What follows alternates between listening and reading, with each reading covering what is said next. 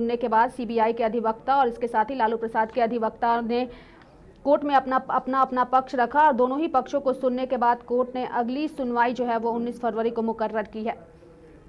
वहीं बता दें कि लालू प्रसाद यादव के समर्थन में अब तेजप्रताप यादव ने भी आ गए हैं और अपने पिता की रिहाई के लिए लगातार अभियान चला रहे हैं और इसी के तहत तेजप्रताप यादव ने भी राष्ट्रपति को भेजा है 50,000 पोस्ट कार्ड और अब लगातार वो पिता की रिहाई को लेकर अभियान चला रहे हैं और साथ ही रिहाई की मांग भी कर रहे हैं।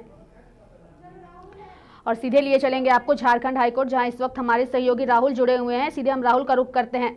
राहुल, लालू प्रसाद यादव की जमानत याचिका पर अगली सुनवाई 19 फरवरी को मुकर्रर की गई है, क्या कुछ जानकारियां हैं आपके पास?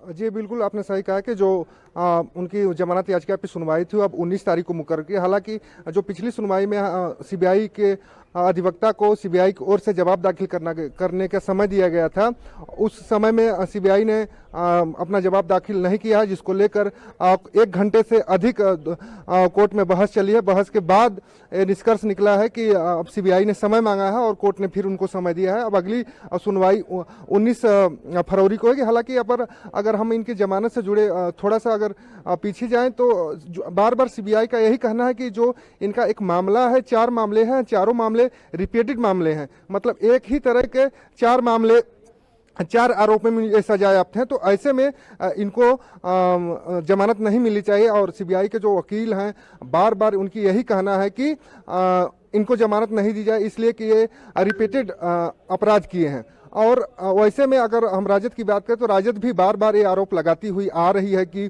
सीबीआई और केंद्र सरकार जो प्राइवेट एजेंसियां हैं, जो सरकारी एजेंसियां हैं, उनका दुरुपयोग कर रही है और लालू प्रसाद यादव के को जमानत नहीं देने की पुरजोर कोशिश कर रही है। तो ऐसे में अगर हम अगर ये भी देखें कि अगर लालू यादव को अगर जमानत मिलती है तो इसका असर आप बिहार के राजनीति में भी देखने को मिल सकता है। लेकिन हालांकि अगर कल की हम बात करें तो कल आप देखे होंगे कि तेजप्रताप यादव जो उनके बड़े बेटे हैं, उन्होंने भी आजादी कार्ड के नाम से एक अभियान चलाया जिसमें 50,000 पोस्ट कार्ड उन्होंने राष्ट्रपति के नाम से भेजा। तो अगर हम पूरे इस मामले को देखें तो कहीं न कहीं सभी लोग जो राजद से जुड़े हैं वो चाहते थे कि लालू यादव को आज जमानत मिल गई। हालांकि पिछली जो तारीख थी उस पे जो प्रभात कुमार इनके अधिवक्ता थे लालू प्रसाद यादव को, उन्होंने भी थोड़ी सी उम्मीद जताई थी कि अगली सुनवाई में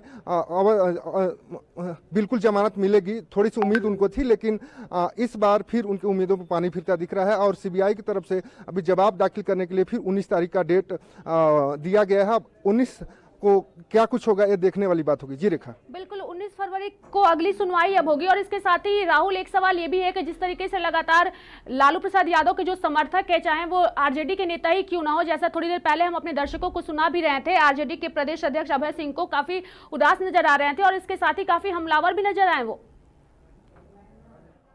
जी बिल्कुल सही आपने कहा कि वही हमने पहले भी एक चीज़ बताया कि आरजेडी की तरफ से बार बार यही कहना कि केंद्र सरकार जानबूझ के लालू यादव को जमानत नहीं देना चाहती है। वो जो केंद्र की एजेंसियां हैं, जांच एजेंसियां हैं, उनको प्रभावित कर रही है, जांच को प्रभावित कर रही है, वो अपने हिसाब से काम करा रही है। एक तरह से जो आरोप है आरजेडी का, लगातार आरजेडी आरोप लगाते हुए आ रही है स्टार्टिंग से, जब लालू प्रसाद यादव पर मुकदमा दर्ज हुआ या जब से वो जेल में है। तो ऐसे में अगर हम कुल मिला के कहे कि जो राजद का आरोप है तो अपने हिसाब से वो हमेशा से आरोप लगाते हुए आ रही है। अब